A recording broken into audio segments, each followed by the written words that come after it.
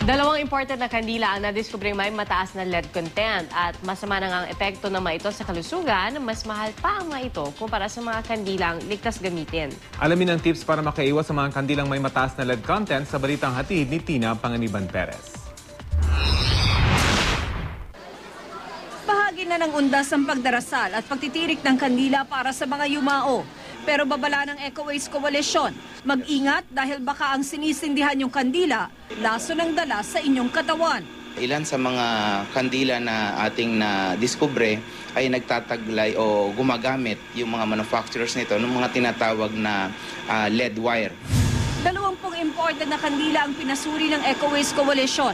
Lumabas na mahigit 207,000 parts per million ang lead content ng 20 kandila.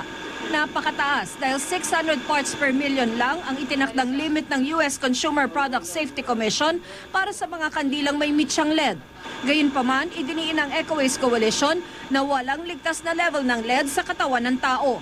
Ang lead ay nakakaapekto sa utak. Maiiwasan naman ng lead poisoning galing sa mga kandila.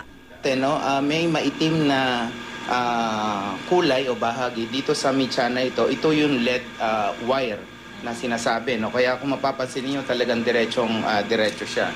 Kumpara ito dito sa walang lead wire, so talagang lang siya, kumbaga malambot yung mitya niya. Sasalitin lang natin yung mitya kung ito ba ay merong wire na nandun sa loob o di kaya ay talagang cotton lang talaga siya.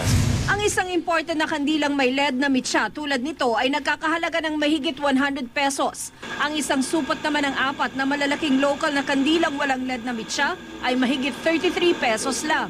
Panawagan ng EcoWaste Coalition sa Food and Drug Administration, ipagbawal na ang lead sa mitya ng mga kandila. 2013 pa lang, naglabas ng advisory ang FDA na pagtutuunan nito ng pansin ang kaligtasan ng mga kandila. Kasama na ang mitya, wax, pabango at kulay na ginagamit sa mga ito. Ayon sa FDA, ang mga kandilang gumagamit ng mitsyang cotton, hemp at walang metal ay ligtas at malinis pag sinindihan. Dapat ma-verify kasi hindi safe sa ating health, sa health ng mga tao.